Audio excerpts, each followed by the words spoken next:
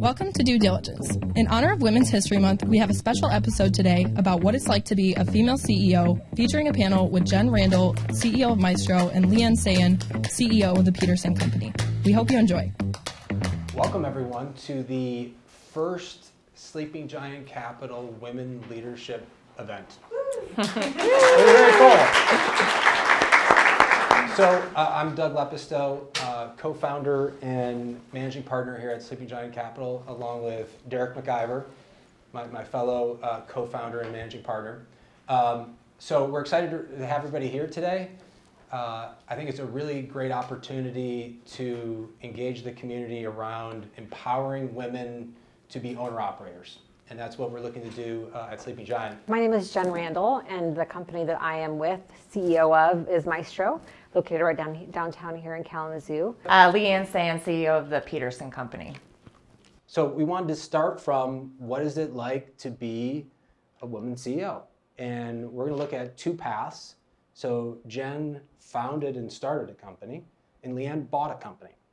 And so these are two paths that you can follow. At Sleeping Giant, we don't do anything with startups, but there are incredible lessons to learn from the entrepreneurship that you have to take and the experience of being an owner-operator.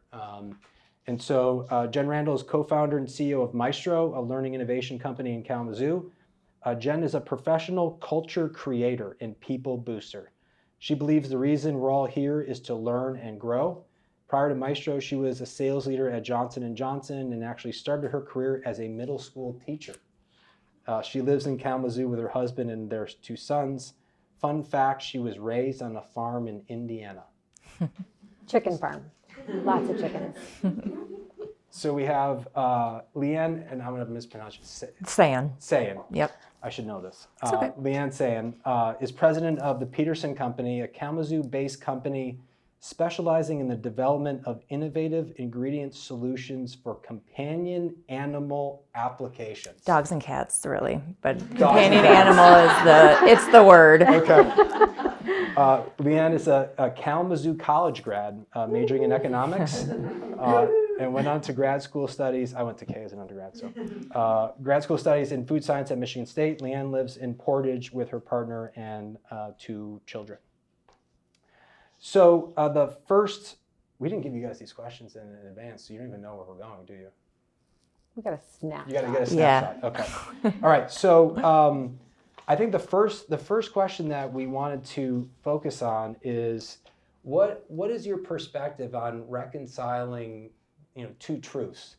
So on the one hand, there's a lot of evidence that women have made incredible advances in graduation rates in a lot of respects, outpacing men. And yet there's still not progress or greater numbers of women becoming CEOs. And so I'm curious from both of your perspectives, why is that? You're looking at me, so I'll start. Sure. I think there's probably a lot of different reasons. And probably if we asked everyone in the room, we'd come up with a lot of really great ideas or reasons why that is. I would say that you shared something just as you kicked us off, is that not everyone sees themselves in that role. I have both male and female that work at Maestro, and I love working with all of them. Like, they're my dearest friends after 15 years in particular. But I can say that a lot of my male counterparts, excuse me, can see themselves in that next role and can see themselves, potentially taking my role, whereas a lot of my more humble female colleagues don't see themselves there, and they're harder on themselves. They're more critical of themselves. There are some things that they may not see all that they have to offer. And when I work with them every single day, and I see their brilliance and their talent and their creativity and the way that they juggle their really busy home lives, right, their family lives, and then they are masterful at the work that they do at Maestro. It's remarkable that they don't always see the potential that they have in themselves and what they're truly capable of, and then they don't necessarily see themselves in that next role. There's someone right now that I would love to take over my spot when I'm done, because I do want to retire someday. And she's a female, and she, it's just really exciting to see what they have to offer, but may not be able to see it yet. So helping them to see what the goodness, the capabilities, the incredible work that they do, and how they have the ability to do that. They just may not have the belief system. Mm-hmm. Yeah, so I agree with the personal empowerment piece. I also think it's important to acknowledge the biases that exist for women to come into those roles. Women are trying. And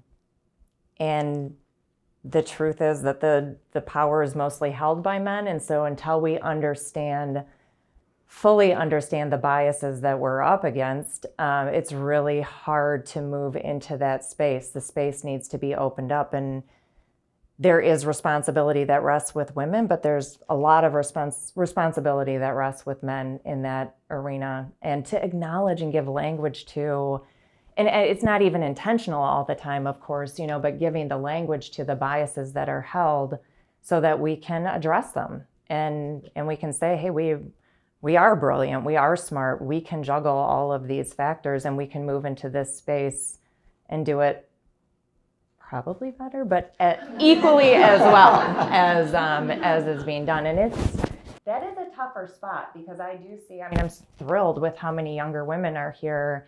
And I see a lot of power and I see a lot of drive. And I just, especially in youth, you're not quite sure what you're up against yet. You have a sense, right? Because we're all women and we all operate in this space. But then you get into your career and you understand it better. And it can be hard to stay in the fight as you start to really fully understand all the bias that exists. So giving language to that and acknowledging it, and we need our allies, our male allies in there to do that, is a really important piece also. How about the experience for you being CEO? So how many people do you have working at Maestro? Roughly 60. 60, and how do you? About 55. 55. Mm-hmm. So why should someone, what is the upside? What's the potential of and following this path and becoming an owner-operator? What's your call for people to follow that path? That wasn't on the list. It's a lot. Right? Yeah. What's the upside of this? The upside of actually taking the leap Yep. and doing that. So when I worked at Johnson & Johnson, which was awesome, by the way, I loved working at J&J and had had multiple teams, right? I was there for almost 10 years and had the opportunity to work with a lot of really incredible people. But the opportunity to create a culture and to figure out how you could, in my case in particular, put my arms around and just love these humans that I get to work with every single day, and figure out how I can support them and be their biggest cheerleader and help them see themselves. Like that for me is number one. Sales, right? Revenue, that's very important. And we can't actually create culture if we don't have that to sustain us. But the opportunity to really dig in and do it in a way that is honoring of every human that you work with, and figuring out how to support them in their journey, whatever that may be, whether it's with you or it's outside of your organization. And then all that they are, right? It's not just them inside the organization, but it's as a whole person, as a parent, as a spouse, as a church leader, or whatever their thing is, figuring out what that is and how to honor that whole person and allow them to recognize what they have to bring, and then like adding fuel to the fire. Okay, yeah, let's do this. Let's try this. Let's do this. And then going for it. So for me, that is what's most exciting. Yeah, and I would say I enjoy growing companies. So, the Peterson Company is a core, but we've founded other companies as offshoots that support the core business. And it's exhilarating. It's fun. It's, you're contributing to this success that is so much more than the financial piece. It's making a mark in your industry. It's the reputation that's being built. It's the staff that's a part of it. But leading out on those decisions and setting the pace and keeping the pace and figuring out how to motivate a team to continue to do this important work in whatever your market is, that's a really fun, it's a lot, but it's fun. It's enjoyable, and there are the ups and downs, but you get a sense to the opportunity to appreciate all of that, I think, along the way. What's your advice on taking the entrepreneurial leap of faith? it's starting a company, it's buying a company to actually, do something you've never done before. What's your advice for how people think about taking that leap as an entrepreneur? Just do it. Don't think about it too much. Yeah, if you overthink it, you'll never do it. You just got to go for it. And recognize you can undo anything, right? There's no mistake. I actually worked with a business consultant a number of years ago when we first started Maestro. And it's like, not to say that it's not scary. There are definitely times you're like, okay, how is this going to come together? But I had a business consultant say, what's the worst thing that could happen? What's the worst thing that could happen? I'm like, I don't want to look at it. I don't know. And she's like, what's the worst thing? So we looked at it and it was like, if something happened to my kids, like something happened to my family, then that is the worst thing that could happen. And she was like, well, is that going to happen? I'm like, no. Like if the company falls apart and goes down the toilet, my kids are going to still be safe. They still have a roof over their shoulders. Everything's going to be fine. And so I think just recognizing that what's the worst thing that can happen, and there's so much to gain. Like there's incredible growth. I would not have had the growth that I've had in the last, if I hadn't taken the leap of faith in the last 15 years. Yeah, similarly, my mindset always is, what is the worst case scenario? And then let's build to make sure that that doesn't happen. And I think it rarely happens, right? So I would say there's a piece of, it's also understanding yourself and what drives you and fuels you and what kind of decision maker are you. I am a quick decision maker. I know I've spent time to understand how I lead and make decisions. And I think that's important to be authentic to who you are and to put the work in to make sure that you understand that piece of it. And then I wouldn't overthink the business case too much. I mean, that if you've got a solid way to move forward and all these loving women around you to help, make it go, and then the tools and the talent and reaching out to make sure you have a support system, and consultants can help with that also. Yeah, go for it. Understanding the downside and that freeing of just knowing that risk. Yeah. Can I add one more thing? I don't think that there is failure. I think there's only learning, right? Because if you fail, you're really just learning as you learn what you liked, what you didn't like, what worked, what didn't work. It's just a constant evolution of yourself and growing and learning the entire time. I think the one piece that does become increasingly, I'm not sure what your experience has been, but as we've staffed up and more employees, the responsibility to make the business continuity and success, to be able to make sure you're providing for the ongoing employment of staff. It becomes actually less a calculus on what's the risk personally and more responsibility to making sure that there's care for the employees that drive the company forward. And that feels much more significant. Yeah, heavy for sure. So, Leigh Ann, you kind of spoke to this a little bit, being women, might be able to be a CEO and owner-operator to do it better. So what do you think is not appreciated enough about the strength that women bring to be successful owner-operators? Leigh Ann, why don't we start with you? So I would actually roll back my joke a little bit and say, I think for women to really be successful, I think we have to take the bias head on and stop it. Like, we can do equally as well. We have the same skill set. We have a diverse skill set as women, same as men do, and really challenge this notion of, while I have my own personal biases that I will also address, where I do think women do this amazing job, but the reality of the language we use is we can do as good a job. And we have all the same diversity of talent that men bring to the table, and that bias has to go away. And it has to go away with the people that hold the power and with the people that are trying to gain that power.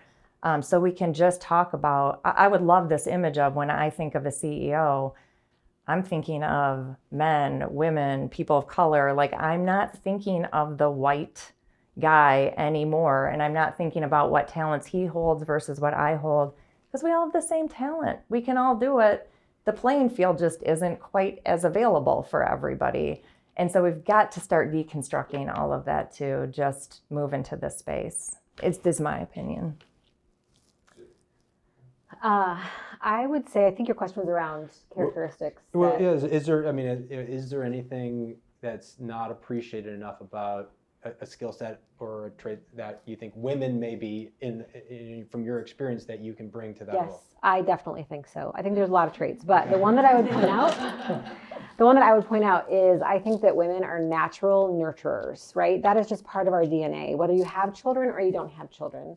And I think as a natural nurturer, you have the ability to see and feel and know what's going on inside your organization. And I feel that that is a huge power, right? That is something that we take for granted in the roles that we're in, and that we have the ability to understand who's walking through that door, what their needs are, what they're going through, and how we can put our arms around them and help support them through that process, I think is really remarkable, like so amazing. And we have the ability to like pull that into our bag of tricks authentically, and other skills and talents that we have as women that men just do not have. They have other talents. We're different, right? Other talents, amazing talents. And when we work together, it's like crazy what we can do. And so I think that I don't ever want to look at my male counterparts as competition. I want to look at them as my trusted colleagues. And when they bring their best selves and I bring my best self, and we can come together, it's like Wonder Twin powers activate, right? And we can do remarkable things together. But that nurturing piece is something that a lot of our male counterparts just don't have, and we do. And I think that we can use that to our advantage to really help understand the whole human that's in front of us. And by doing that, we have the ability to really support their needs. And then as we support their needs, they have the ability to thrive and flourish and go as far as they can go and wherever they want to go. So you've started to dispel some myths. So is there some conventional wisdom or myth about women in leadership that you think people hold that you would want to dispel? So is there something out there that you think most people think about women who are owner-operators that you think you want to point out that myth is just totally not true? So I think the flip of what I just said, I think that in some cases, women executives, not just owner-operators, can get a little bit of reputation of being, if they're bold and they try to say what's on their mind, they can come across as kind of a witch, right? With maybe the letter B in front of it. And I think that is something that that is just part of, as we have to assert ourselves. In many cases, we may have that reputation. I had the privilege of sitting and listening to someone really early on, maybe 14 years ago, so early on at Maestro, where someone was a female executive, and she just talked about really the reputation that she had that was that. And then really what she had to work to kind of overcome using her natural tendencies. It was really interesting to kind of hear her talk about that challenge of asserting herself and speaking up for herself and making sure her voice was being heard in the room and all of those things. Yet what that leads to, that doesn't necessarily equate the same way if a male counterpart raises their elevates their voice or does whatever they need to do. So I think that is something that can be a little challenging. I think it's very challenging. I think I'm personally a very direct communicator, and I'm sure the B word has been thrown around a few times in our office. And it's a challenge because I see male counterparts being equally as direct and challenged because it's coming, from, and there's an element of power and leadership in there also, but it's just harder for women to be very direct and assertive. And when they are, to be able to step into that space and be viewed equally as articulate or visionary as men are. Mm-hmm. It's definitely there. How do you think about the conversations that we've had, conversations men have about how they think about sequencing their careers, family, or then becoming a CEO? What's your advice for how people think about that? Because if they're in their 30s to 40s, maybe when they're thinking about making that move, their kids are usually at a certain age, impacts men, impacts women. What's your advice on that? How to think about how, like, the various stages of their life that they're... Do you take the leap when you're 25? Does it not matter always just take the leap? Is there, how do you think? Because that's... Well, there's always more to lose as you get older, right? I mean, you do have your kids and their stability and their wellness. Personally, I took the leap very young. The risk analysis was super low.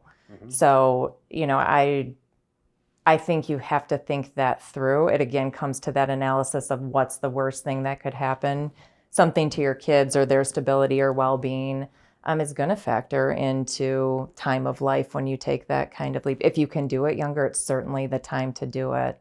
But I also would say it shouldn't preclude women from moving forward at whatever stage they're at. I think the analysis is just, it's more challenging. There's more at stake. I think that's hard to answer. That's a really difficult question because it's so individualized, right? Everyone has their own path, and I think that it would be really hard to say do this or do that. I think that everyone makes that decision as they walk through it and has to really feel that out. Well, I'll have one more question here, and then we'll open up to questions from everybody else. So, then you bought a company, and you started a company. Can you share maybe a little, Leigh Ann, about, and then we'll go to Jen, about what is that like to purchase a company and then become CEO?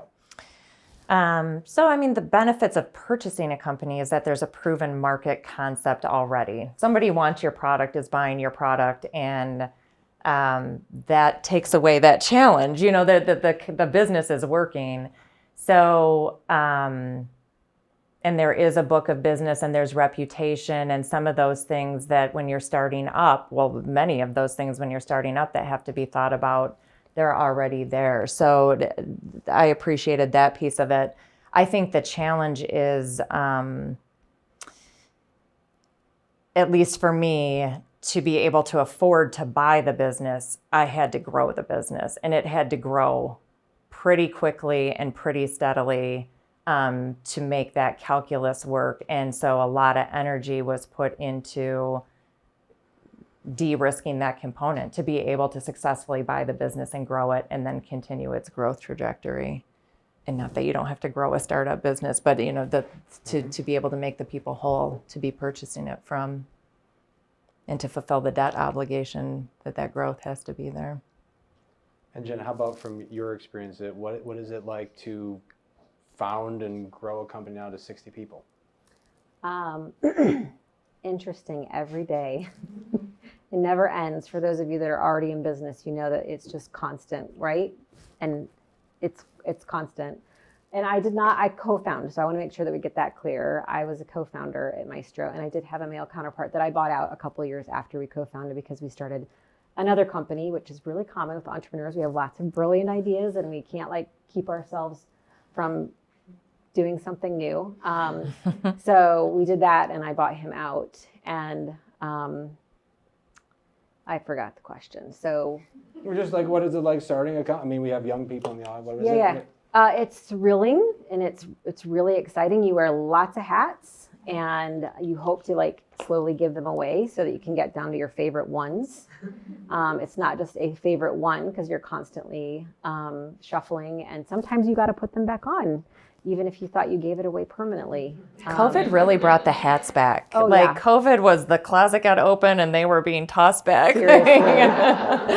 100%. Yeah.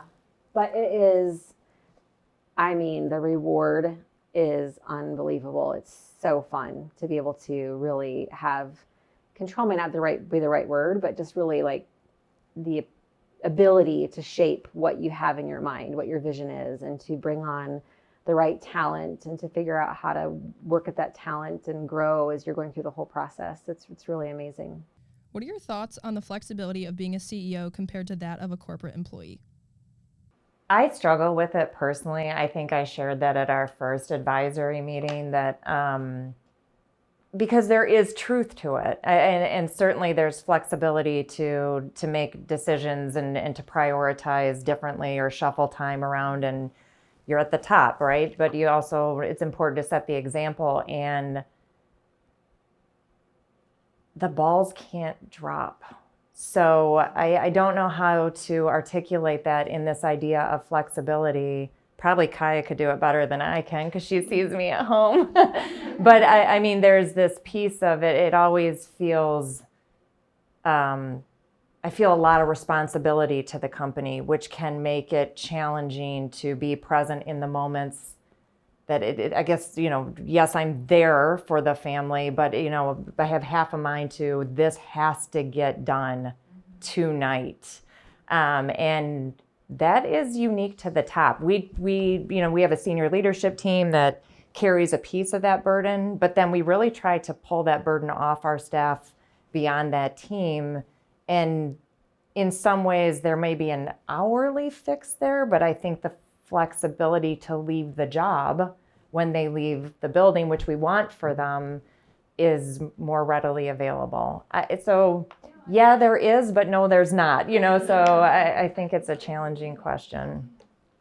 Yeah, I would agree. I think that makes sense. When I was at J&J as a foot soldier, I wasn't, like, if something happened, I wasn't worried about anybody else's paycheck, right?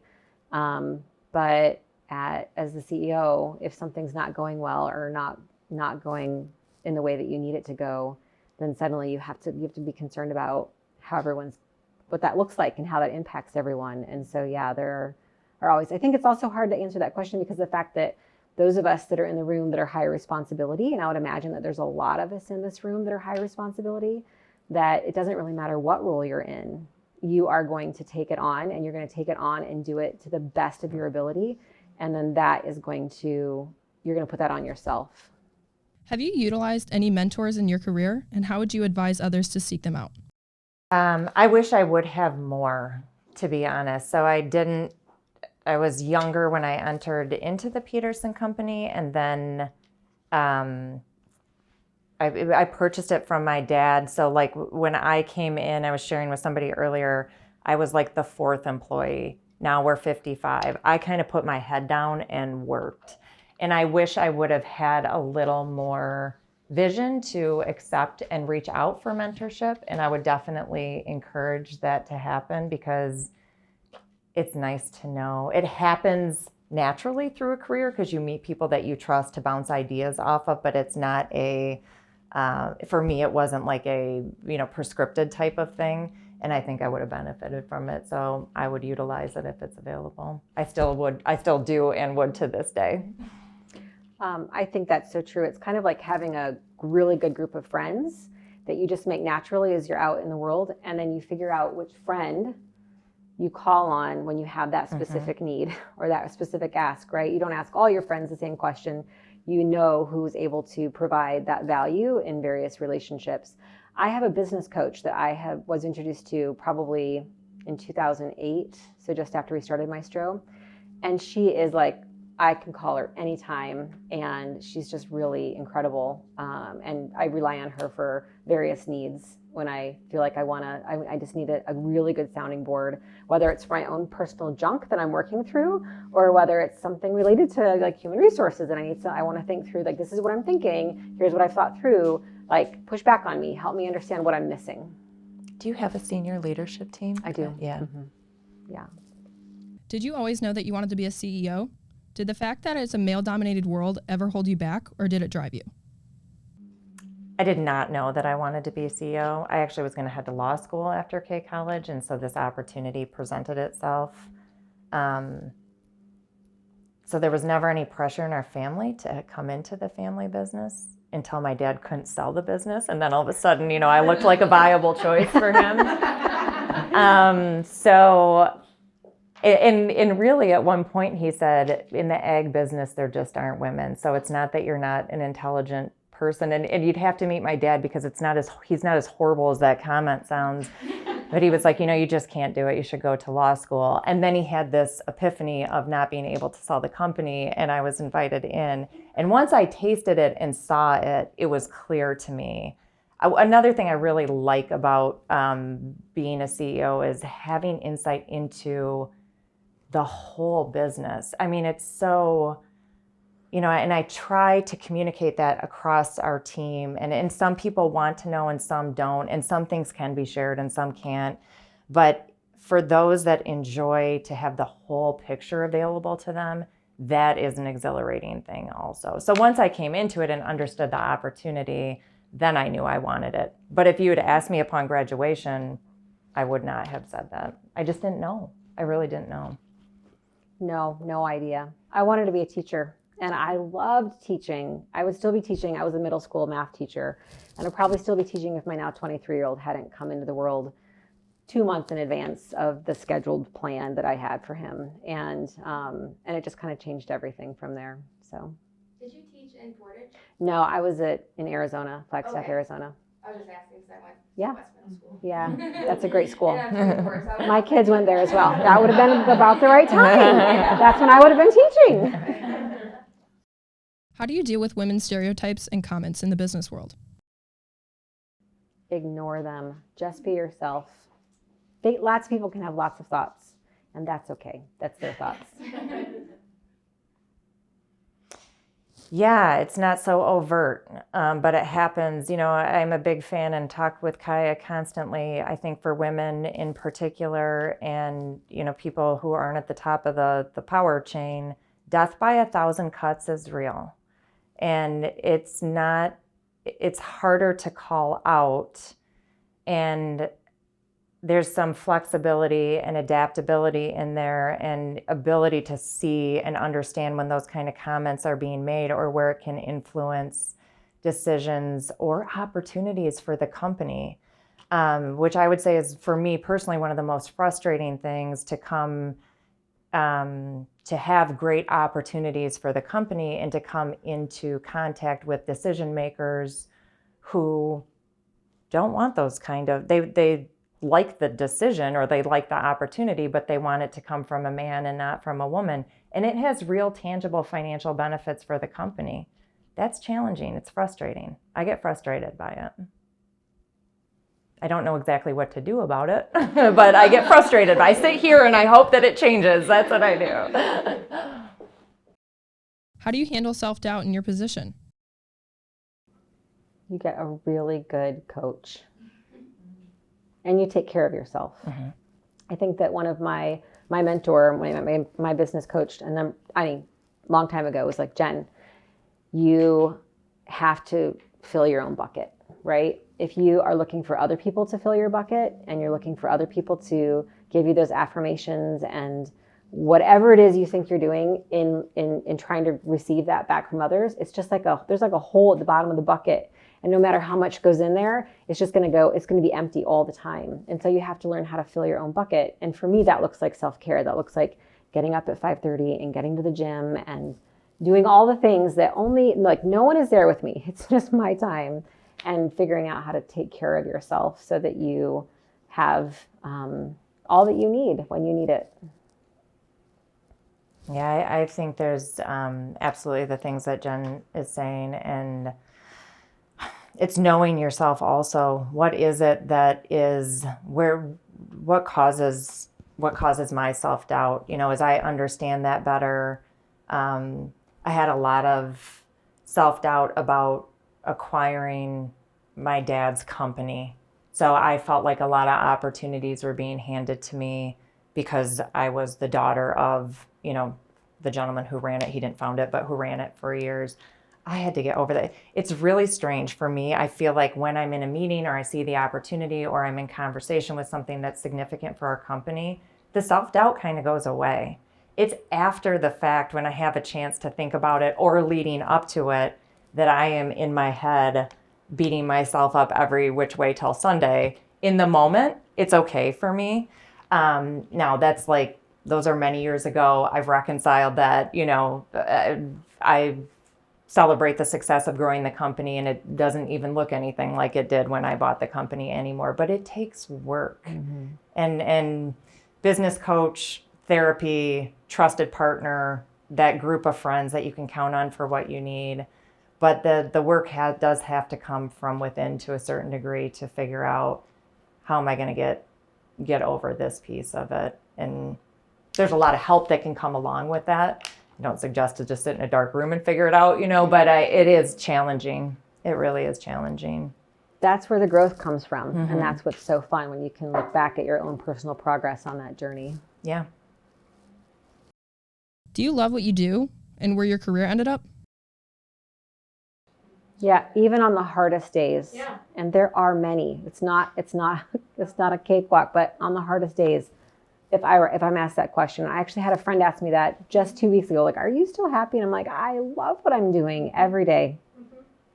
Yeah. Mm-hmm. Yeah, I'll also say for me, I do love what I do. And one interesting thing for me right now at the point that the Peterson Company is at is it's still growing rapidly. Like we're still meeting our benchmarks, but now it is turned to, my position is such that I need to turn inwardly more and more to the company. And I find my mind drifting to, well, we could start this company. and so I'm curious for myself to see at what point, how is that going to look? Because I definitely have fun in the leveraging the business that we have to create new opportunities. I could live in that space all day long. And I do have to challenge myself a little bit. Like this needs attention. And I think COVID also brought I think after toilet paper, pet food was next on the list of what people were stockpiling, right? So the business just grew crazy and we're trying to keep up and labor, et cetera, et cetera. Everybody else's story is very similar. But I had to pivot to the infrastructure and making sure people were keeping their sanity and making sure we were getting the work we needed out of them in this unusual time and that they were still okay. And that started the process of more systems in the company, which is great. But now that we've moved past this immediate crisis, I can find that's where I just find the business plans kind of in my head. And so I'm curious to see where that leads because I think it's more fun for me personally. But you got to do the not fun things too. Mm-hmm. What's the advice you would have given yourself before taking on your current role?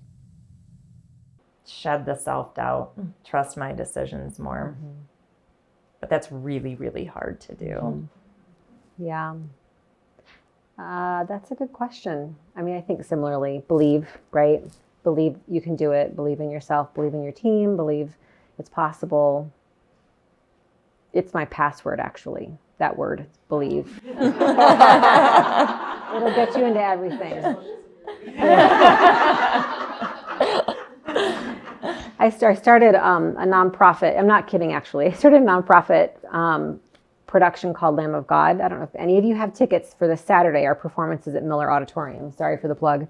Not sorry. But I really, 10 years ago or 11 years ago when I started it, it was such a huge undertaking that I really did have to make my password to my computer believe with an exclamation point so that every single time I got into my computer, I would remind myself what I was doing and what I needed and to just continue to move forward and to believe. And it has been a remarkable journey. So not my company, but definitely something that has been so soul-filling.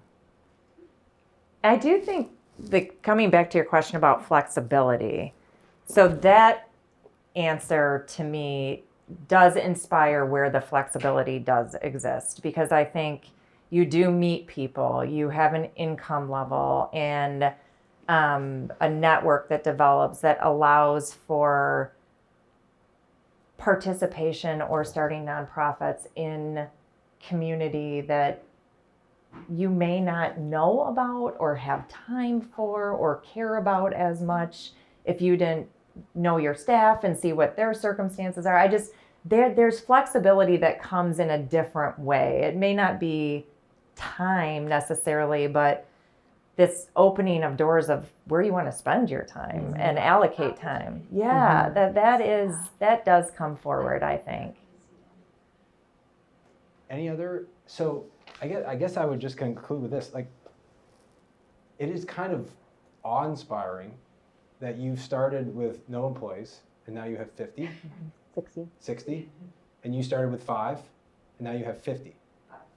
55. So you've now created this thing and you've built it. What is that experience like when you've created this thing? What is that like? It's like giving birth to a baby that just is always there. No, I'm just kidding. It's really, I mean, it's going to sound trite, but it's really remarkable and amazing to be able to step back and see the opportunities that have come as a result of just taking that step. And then the next step, and the next step, and then the incredible people that you meet and that shape you and change you and inspire you and help you grow along that journey. That's really awe-inspiring. It's really strange too, because I think maybe it's true for you too, John. I just don't stop and think about it that much. Honestly, if I think about it too much, I'd probably get scared and I wouldn't want to think about it. So just keep going forward. But I mean, really don't. It's such a path. It's like not from here to there. It's all these little decisions and focus and compromises along the way. And then all of a sudden it's there, and it's strange because it's only in situations like this, I think, that I stop to think, oh man, here we are. Look at that. And the journey's not over. Right. So who knows where it's going to go. Right. So cool. So let's thank Jen and Leigh Ann.